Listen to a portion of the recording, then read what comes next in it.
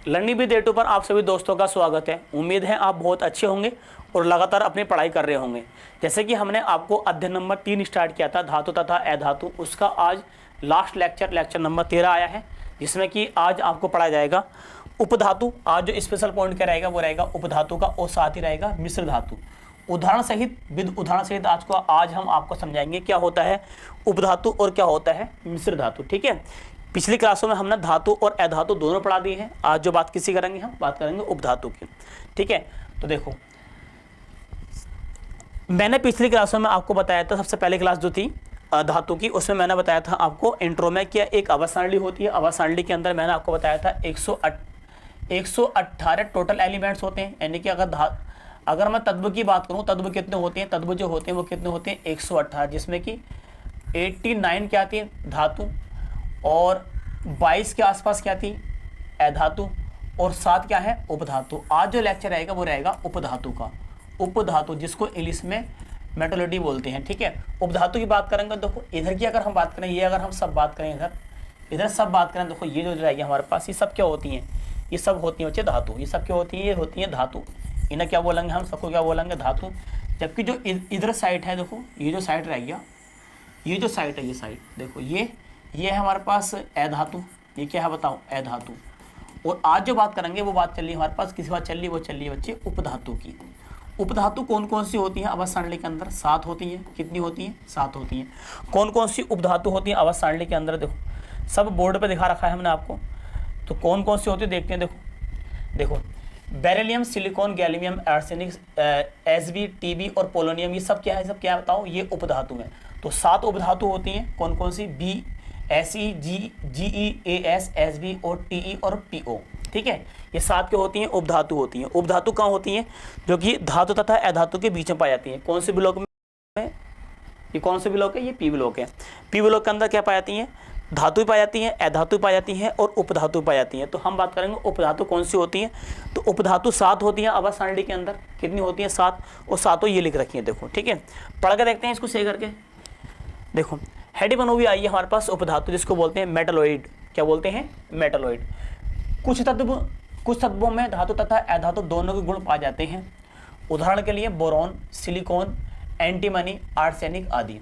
तो मैंने अभी बताया था कि उपधातु किसे कहते हैं। उपधातु वे होते हैं जिनमें धातु तथा अधातु दोनों के गुण पाए जाते हैं, उन्हें क्या बोलते हैं? हम उपधातु बोलते हैं। ठीक है, उदाहरण के लिए अगर हम बात करेंगे, देखो सिलिकॉन है हमारे पास, बोरॉन है, एंटीमनी है और आर्सेनिक है। देखो पहला पॉइंट, देखो स्पेशल पॉइंट ये लिख रखा है, देखो क्या रहा है कि अवयव सारणी में केवल 7 उपधातु हैं। कितनी उपधातु हैं? 7 उपधातु हैं। अभी मैंने आपको बताया है अवयव सारणी में ओनली कितनी उपधातु हैं? केवल 7 उपधातु हैं। तो यहाँ लिख रखा है, देखो अवयव सारणी में केवल 7 उपधातु कौन कौन सी? B, Se, Ge, As, Sb और Te और बतियों हमारे पास Po। ठीक है, इनके ऑक्साइड उभधर्मी प्रकृति के होते हैं। ये वाली बात भी याद रखेंगे, इनके ऑक्साइड उभधर्मी प्रकृति के होते हैं, अर्थात इनके जो ऑक्साइड होते हैं अम्ल और क्षार दोनों से अभिक्रिया कर सकते हैं। कहने मतलब यह है जो उपधातु हैं 7 और उनके जो ऑक्साइड होते हैं वो कैसी प्रकृति के होते हैं? वो उपधातु प्रकृति के होते हैं, जो अम्ल और क्षार दोनों से अभिक्रिया कर सकते हैं। उपधातु की बात करेंगे, देखो ये टेलेनियम है। टेलेनियम का अगर हम चित्र देखो तो इस टाइप से होता है। ये देखो ये उपधातु, ये कौन सी उपधातु? ये टेलेनियम है, जो कि धातु तथा अधातु दोनों कार्य करता है। ऐसी ये देखो आर्सेनिक, ऐसी देखो ये क्या, देखो ये आर्सेनिक देखो ये क्या सब उपधातु हैं। ऐसे ये पोलोनियम, देखो ये पोलोनियम धातु तथा अधातु दोनों गुण रखते हैं। देखो ऐसे ये लिख रखा हमारे पास सिलिकॉन का धातु गुण भी होता है और अधातु गुण भी होता है। कहने मतलब ये है जो करंट फ्लो हो सकता है, करंट फ्लो नहीं भी हो सकता है। ठीक है, तो ऐसे गैल्मियम, ऐसे बोरॉन। ठीक है, ये क्या है? सब उपधातु हैं। आगे चलते हैं, आगे देखते हैं। देखो आगे देखें, आगे लिख रखा बेटा मिश्र धातु, जिसको बोलते हैं इंग्लिश में एलॉयज। मिश्र धातु क्या होता है, इसको बहुत अच्छी तरह से समझेंगे। यानी कि अब जो लेक्चर चलेगा वो चलेगा मिश्र धातु पर। और मिश्र धातु बोर्ड के पर्पज से और कंपटीशन एग्जाम के पर्पज से बहुत इंपॉर्टेंट है मिश्र धातु का। तो बताते हैं मिश्र धातु क्या होती है। मिश्र माने 2-3 धातु मिलाई हुई आपस में। मिश्र माना होता है 2 या 2 से अधिक धातुओं को आपस में मिलाने पर जो धातु बनती है उससे क्या बोलते हैं? मिश्र धातु बोलते हैं। ठीक है, रिपीट कर रहे हैं एक दफ़ा और, 2 या 2 से अधिक धातुओं को आपस में मिलाने पर, 2 या 2 से अधिक धातुओं को आपस में मिलाने पर जो धातु प्राप्त होती है उससे क्या बोलते हैं? मिश्र धातु बोलते हैं। अब मैंने माना कि ये मेरे हाथ इधर जो है मिश्र धातु है, इधर क्या है? धातु है। तो धातु 2-3 धातु आपस में मिलाकर जब जाके क्या बनेगा, मिश्र धातु बनेगा। तो जो धातु जो होते हैं उनके अकॉर्डिंग जो मिश्र धातु होती हैं उनकी नेचर इनसे बिल्कुल अलग होगी, ठीक है।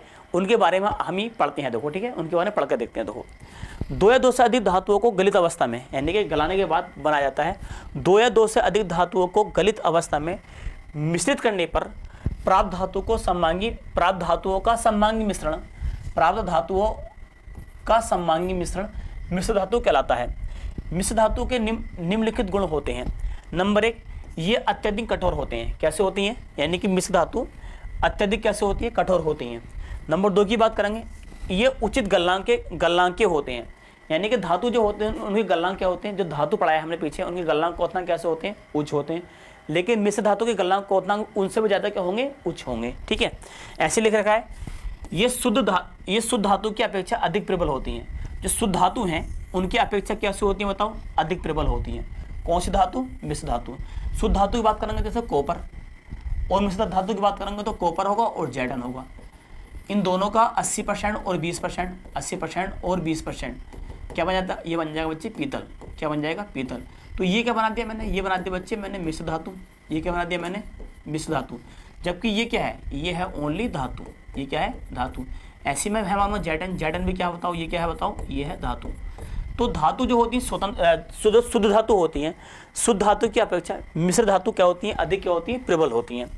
शुद्ध धातु की अपेक्षा, देखो, शुद्ध धातुओं की अपेक्षा जो मिश्र धातु होती है वो विद्युत चालकता प्रदर्शित करती हैं, कम विद्युत चालकता प्रदर्शित करती हैं। यानी कि इसमें करंट बहुत तेज़ी से चलेगा, इसमें करंट बहुत तेज़ी से चलेगा, या उसमें का चालक बहुत तेज़ी से होगा, लेकिन जो मिश्र धातु होती है उसमें चालक क्या होगा, कम होगा। तो कहने मतलब ये है, जो शुद्ध धातु होती है, शुद्ध धातु की अपेक्षा मिश्र धातु के अंदर विद्युत चालकता क्या होती है, कम होती है। विद्युत चालकता क्या होती है, कम होती है। शुद्ध धातु की अपेक्षा मिश्र धातु क्या होती है, अधिक प्रबल होती हैं। सही है। मिश्र धातु क्या होती है, अत्यधिक कठोर होती हैं, और मिश्र धातु के गलनांक कोतनांक क्या होती हैं, उच्च होती हैं। ठीक है, आगे पढ़ कर देखते हैं मिश्र धातु कौन कौन सी हो सकती हैं।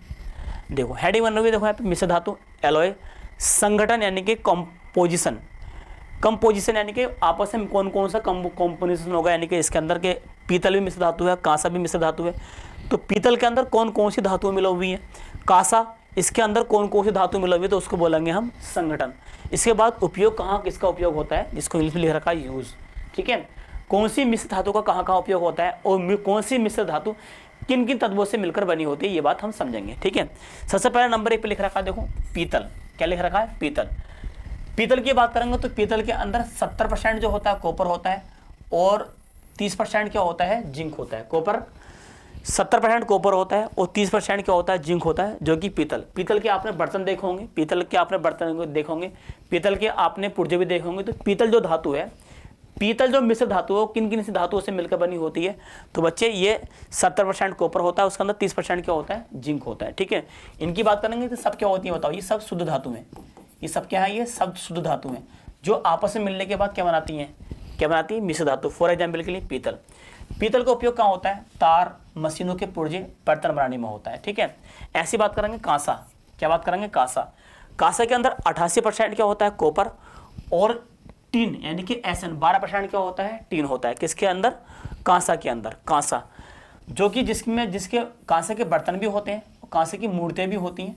ठीक है, कांसे क्या होते हैं बताओ, मूर्तें भी होती हैं। ठीक है, आपने देखोगा कि कॉपर की मूर्ति देखी होगा आपने, उसको बोलते हैं बेटे कांसा की मूर्ति, जो मूर्तियाँ बनी होती हैं, कांसा के बर्तन बने होते हैं, जिसको हम बोलते हैं शॉर्टली तांबे के बर्तन, तांबे की मूर्तियाँ। तांबे के बर्तन बोल दो या तांबे की मूर्तियाँ मूर्तियाँ बोल दो आप, किससे मिलकर बनी होती हैं, वो कांसा की अगर हम बात करें बच्चे, ये तांबा होता है। क्या होता है, ये तांबा होता है। तांबे के अंदर देखो 88% क्या है बेटा, कॉपर है। और कॉपर को और तांबा बोल दो, कांसा बोल दो, या किसको क्या बोल दो बताओ, इसको ही बोल दो, कॉपर, बात एक ही होती है बच्चे। ठीक है, ऐसे देखो टच मेटल। ठीक है, टच मेटल की बात करेंगे तो इसके अंदर कॉपर कितना होता है, 80% होता है, जिंक कितना होता है, 20% होता है। कॉपर कितना परसेंट है, 80%, और जिंक कितना परसेंट है, 20%। ठीक है, और इन दोनों को मिलाने के बाद क्या बनता है बच्चे, ये बनता है टच मेटल, जो मशीनों के पुर्जों बनाने में, जिसका उपयोग मशीनों के पुर्जों बनाने में किया जाता है। ऐसे हम बात करेंगे जर्मन सिल्वर, मोस्ट इंपोर्टेंट है, कई फिर बोर्ड में आया है कि जर्मन सिल्वर ऐसी मोस्ट इंपोर्टेंट क्या है, ये पीतल है। जर्मन सिल्वर जर्मन सिल्वर किन किन धातुओं का मिश्रण होता है, तो हम बोलेंगे उसके अंदर कॉपर जो होता है वो होता है 50%, ऐसे जिंक कितना होता है 35% होता है, और निकल कितना होता है 15% होता है। किसके अंदर? जर्मन सिल्वर के अंदर। जर्मन सिल्वर की बात करेंगे, कॉपर 50%, जिंक 35% और निकल कितना परसेंट होता है 15% होता है। जर्मन सिल्वर का उपयोग कहाँ होता है? तो बर्तन में मूर्ति बनाने में, और साथ में आभूषण, जो लेडीज़ के आभूषण होते हैं, जो लेडीज़ आभूषण पहनती हैं वो किस धातु के वो किस धातु से मिलकर बनी होती हैं, तो हम बोलेंगे वो कॉपर से भी मिलती, कॉपर भी होता है इसके अंदर, जिंक भी होता है और उसके अंदर निकल भी होता है। साइंस की दुनिया में उससे क्या बोलेंगे? German silver. ऐसी अगर हम बात करेंगे, नेक्स्ट देखो, नंबर नेक्स्ट पर अगर हम बात करेंगे, देखो ये हमारे पास गन मेटल। क्या है? Gun metal. गन बोलो तो बंदूक की जो गोली वगैरह होती है, गन मेटल जो होती है, बंदूक जो बनी होती है वो कौन सी धातु से मिलकर बनी होती है? तो गन मेटल की बात करेंगे तो उसमें कॉपर कितना पाया था? कॉपर पाया था 88%। और जिंक कितना पाया था? जिंक पाया था उसमें 10%। और सॉरी, टिन कितना पाया था? टिन यानी कि एसएन कितना पाया था? 10%। और जिंक कितना पाया था बेटा? जिंक पाया था उसके अंदर 2%। तो बंदूक, हथियार, मशीनों के पुर्जे बनाने में किसका उपयोग होता है? तो हम बोलेंगे गन मेटल का। ठीक है। मोनल मेटल, मोनल मेटल क्या होता है? जिससे मूर्ति बनाने में, जिसकी मूर्तियाँ बनाई जाती हैं, अभी समझाएंगे आपको, आप अभी दिखाएंगे आपको, बिल्कुल करेक्ट बात बिल्कुल। तो मूर्ति बनाने में उपयोग किसका होता है? हम बोलेंगे मोनल मेटल का। और मोनल मेटल की अगर हम बात करें किससे मिलकर बनी होती है? 28% इसके अंदर क्या होता है? कॉपर होता है। आयरन होता है 2% और निकल होता है कितना? 70%। ऐसे ही अगर हम आगे बात करेंगे, देखो ऐसे अगर हम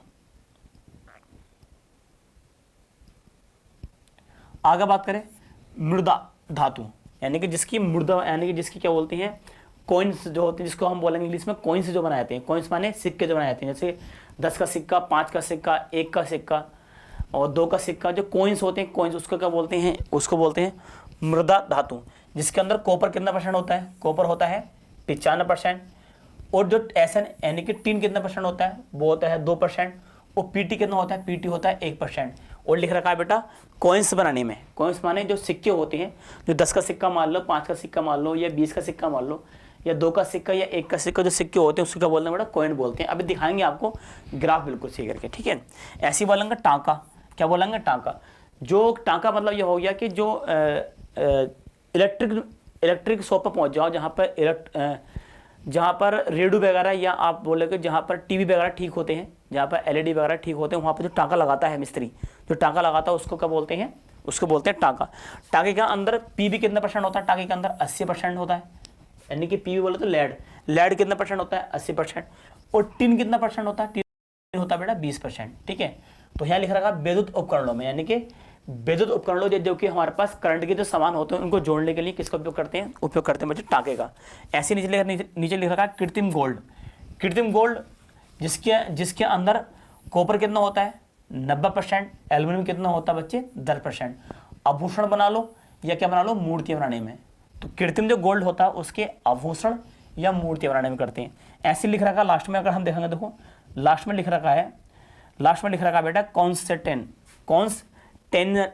टेंशन लिख रखा, कॉन्स्टेंशन।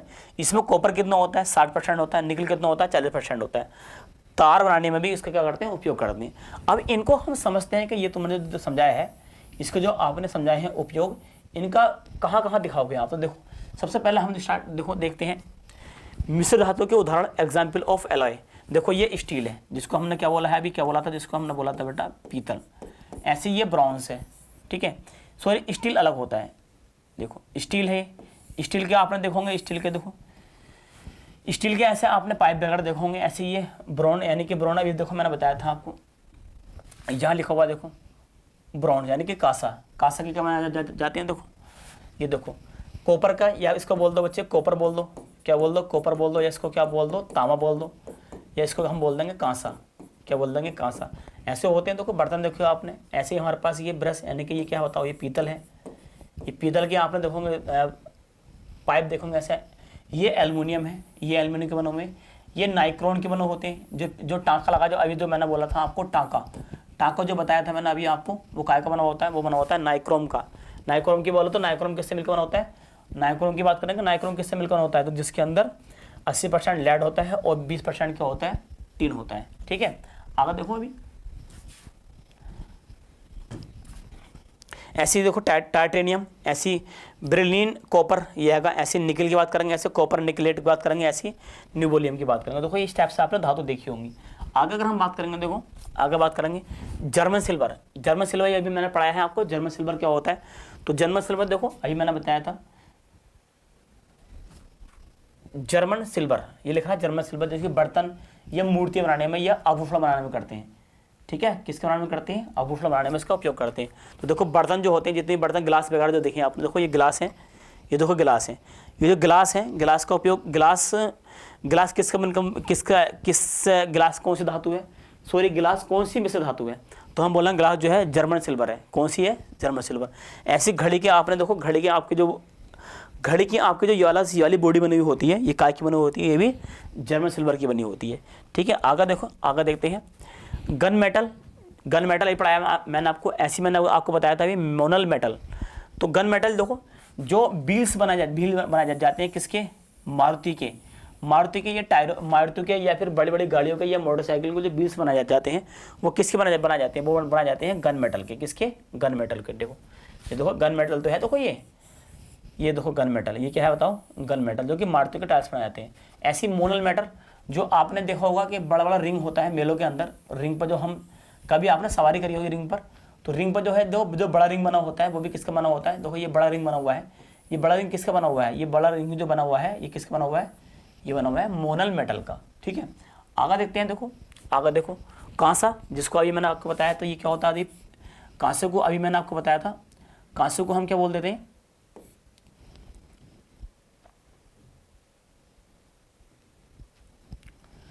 कांसे को मैंने ये बताया था आपको, इसको हम बोल देते हैं तांबा। क्या बोल देते हैं, तांबा। या इसको हम क्या बोल देते हैं, कॉपर। क्या बोल देते हैं, कॉपर, ठीक है। इसके बेल्स वगैरह, घंटी वगैरह बनाई जाती हैं। और मेडल्स, जो मेडल्स देते हैं, मेडल्स जो होते हैं, मेडल जो देते हैं, जैसे कोई किसी चीज़ का विजेता होने पर जो मेडल्स देते हैं वो काय के बने होते हैं, वो किसके बने होते हैं, कांसे के यानी कि तांबे के बने होते हैं। ऐसी मान लो ये चोगे वगैरह भी होते हैं। अभी ऐसा मान लो कि ये प्रक्रिया देखो, यहाँ पे जो आपको सब दिखा दे रहा है, सब क्या बताओ, ये सब कांसा है।